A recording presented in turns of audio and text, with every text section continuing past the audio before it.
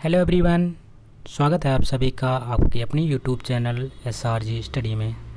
दोस्तों, आज की इस वीडियो में हम पढ़ने वाले हैं बिहार बोर्ड का पर्यावरण और हम भाग 3 का कक्षा 5 चैप्टर नंबर 14 है सूरज एक काम अनेक।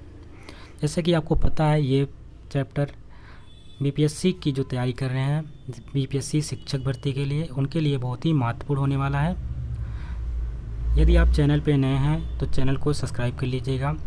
कुछ यहाँ पे महत्वपूर्ण पॉइंट होते हैं, उसको हम बताते चलेंगे उसको भी, लेकिन आपको पूरे बुक को पढ़ना है। उसके बाद जो क्वेश्चन आंसर होगा ऑटोमेटिक आप खुद कर पाएंगे। आइए शुरुआत करते हैं। आज दीपावली के गांव खुटकट में चहल पहल है। उनका गांव कौन सा? दीपावली का खुटकट है। ग्राम पंचायत की ओर से गांव की गलियों के विभिन्न मोड़ों पर लोहे के खंभे गाड़े जा रहे हैं। लोहे की चादर से चिपकी बड़ी बड़ी शीशे की पट्टिका खंभे पर लगाई जा रही हैं। उसी से बल्बों को भी जोड़ा जा रहा है। लोग आपस में बातचीत कर रहे हैं कि अब रात के अंधेरे में बिना बिजली के भी गलियों में रोशनी होगी। बताइए, खंभों पर लगाई जाने वाली पट्टिका से क्या होने वाला है? ऐसा किस प्रकार हो सकता है? अपने दोस्तों से चर्चा कर अनुमान लगाइए। दीपाली दौड़ती हुई अपने बाबू जी के पास गई और पूछा, खंभे पर क्या लग रहा है? बाबूजी ने बताया, जो पट्टिका लग रही है उसे सौर पट्टिका कहा जाता है। ध्यान में रखेंगे, जो पट्टिका लग रही थी उसका नाम क्या था? सौर पट्टिका उसको कहते हैं, जिसको सोलर सेल कहते हैं। ठीक है। दीपाली ने इस सौर क्वेश्चन किया, ये सौर पट्टिका क्या होती है? बापूजी कहते हैं, यह तो ठीक से मुझे भी नहीं पता, लेकिन इस पर दिन में सूरज की रोशनी पड़ती है और रात को इससे लगा हुआ बल्ब जल उठता है। दीपाली, दिन में सूरज हमारे कितने काम आता है और अब रात को भी? बताइए, दिन में सूरज हमारे किस किस काम आता है? दिन में सूरज के प्रकाश की रोशनी रहती है, रात को रोशनी किस तरह से होती है? अपने दोस्तों से चर्चा करके सूची बनाइए। आइए कुछ करके देखिए। किसी बर्तन में पानी भरकर धूप में रख दीजिए। 1-2 घंटे के पश्चात उसे छूकर देखिए। अपने विद्यालय में फिसलन पट्टी और झूला लगा है। दोपहर को इस पर बैठकर देखिए। विभिन्न प्रकार की चीज़ों यथा ईंट, सिक्का, बालू, प्लास्टिक की बोतल, स्टील के गिलास को धूप में रखिए। फिर इन सब चीज़ों को बारी बारी से छूकर देखिए। दीपाली खुशी से झूमते हुए सबको बता रही थी कि रात को सौर पट्टिका से बल्ब जलेगा। तभी हबीब चाचा ने उसे बुलाया और अपने घर की छत पर ले गए। छत पर एक चौकोर डिब्बा रखा हुआ था जो कि अंदर से काला था और उसके ढक्कन पर शीशा लगा हुआ था। शीशे में प्रकाश डिब्बे के काले हिस्से की तरफ पड़ रहा था। भला यह क्या है? दीपाली ने पूछा। हबीब चाचा ने बताया, यह एक सौर कुकर है।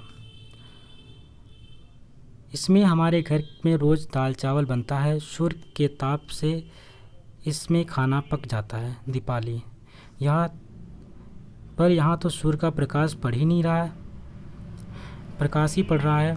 हबीब चाचा, सूर्य का प्रकाश तो है ही, मगर ताप से भी तो खाना पकेगा।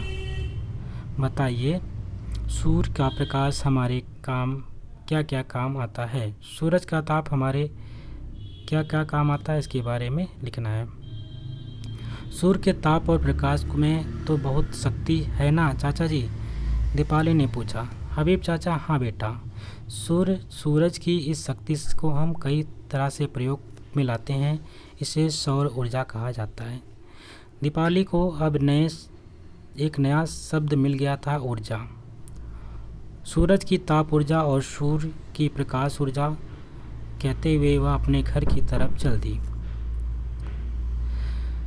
घर पहुंचकर बाबूजी को सौर कुकर के बारे में बताया। बाबूजी, क्यों ना हमारे घर भी ऐसा कुकर लाया जाए? दीपाली ने सौर कुकर के बारे में क्या बताया होगा, आप सोचकर कम से कम 4 बातें लिखिए। दीपाली ने हबीब चाचा के यहाँ देखा था कि सौर कुकर की दीवारें और पेंदी काले रंग से पुती हैं। इसका ऊपरी ढक्कन पारदर्शी कांच का बना है। उसमें लगा दर्पण प्रकाश के किरणों को अंदर रखी खाने की चीज़ों पर डालता है। इससे अंदर रखे एल्युमिनियम के डिब्बों में रखा खाना पक जाता है। उससे समझ में नहीं आ रहा था कि दीवार और पेदी को काला क्यों किया गया होगा। आइए कुछ करके देखते हैं। तो दोस्तों, आपको पता है काला क्यों किया जाता है? जो भी जितनी भी चमकीली चीज़ होती हैं प्रकाश का अवशोषक होती हैं, यानी प्रकाश को बहुत जल्दी अपने अंदर खींच लेती हैं, इसलिए उसको काला किया जाता है। काली चीज़ें बहुत तेज प्रकाश का अवशोषण होती हैं।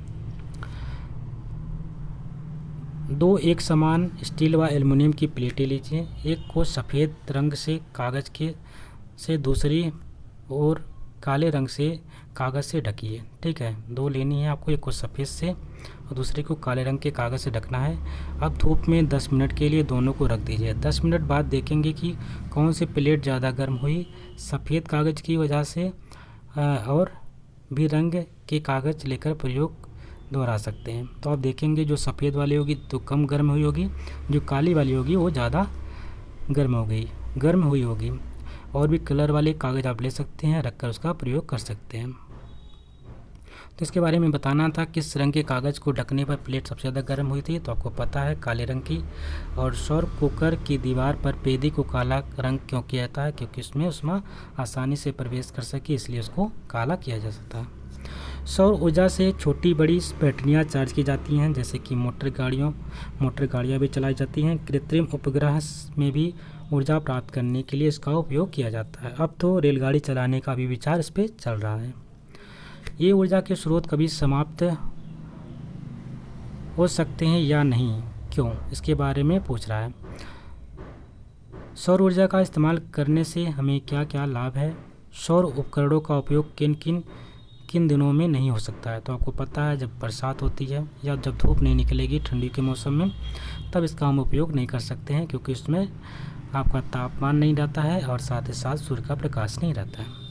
ऊपर अगर बात है, ये हमारे कौन कौन से होते हैं? गैर परंपरागत स्रोत होते हैं, जिसको हम रीन्यूएबल एनर्जी रिसोर्सेज कहते हैं। रिन्यूएबल एनर्जी रिसोर्सेज का मतलब होता है कि हम इसको रीयूज़ कर सकते हैं। जैसे कि एक बार हमने इस्तेमाल किया उसको पुनः इस्तेमाल कर सकते हैं। आप अगर पवन चक्की के ऊर्जा का इस्तेमाल कर सकते हैं तो पवन फिर दोबारा बहेगी, फिर से उसका इस्तेमाल कर सकते हैं उसी पवन का। लेकिन जैसे जो हमारे गैर परंपरागत स्रोत होते हैं, उसको ये हमारे गैर परंपरागत हिंदी में कहते हैं। और जो परंपरागत होते हैं, जैसे कि हम लोग रेगुलर यूज़ करते हुए आ रहे हैं, जैसे कि हमारा कोयला है, डीजल है, पेट्रोल है और मिट्टी का तेल है, और आपको पता है कोयला है, ये सब क्या होते हैं? गैर परंपरागत ऊर्जा के स्रोत होते हैं, जिसको हम एक बार इस्तेमाल करते हैं उसको दोबारा हम नहीं इस्तेमाल कर सकते हैं। जैसे हमने कोयले का इस्तेमाल किया, वो जल के क्या हो जाएगा? राख हो जाएगा। दोबारा उस राख से हम फिर से ऊर्जा नहीं उत्पन्न कर सकते हैं। तो इस प्रकार से आपको ध्यान रखना है कि इसको हम गैर परंपरागत ऊर्जा के स्रोत कहते हैं। कौन सा परंपरागत ऊर्जा के स्रोत होता है? एक क्वेश्चन आपका यहाँ से पूछ सकता है। कुछ परियोजना कार्य हैं यहाँ पे। सौर कुकर की चित्र को देख करके निम्न सामग्रियों को इसका एक मॉडल बनाइए। इस प्रकार से आपको एक मॉडल तैयार करनी है। कौन कौन सी सामग्रियाँ चाहिए? जूते का डिब्बा लेना है, काले रंग का कागज़, सिल्वर पेपर, प्लास्टिक के 4 छोटे छोटे आकार के छोटे डिब्बे, प्लास्टिक किट, कैंची चिपकाने के लिए टेप। इस प्रकार से आपको मॉडल तैयार करके दिखा सकते हैं। ये सौर कुकर का एक थोड़ा सा नमूना हो सकता है। ठीक है, इसके साथ ये चैप्टर कंप्लीट होता है। आशा करते हैं आपको वीडियो पसंद आई होगी। यदि वीडियो अच्छी लगी है तो उसको लाइक करिएगा, शेयर करिएगा और चैनल पे नया है तो चैनल को सब्सक्राइब भी कर लीजिएगा।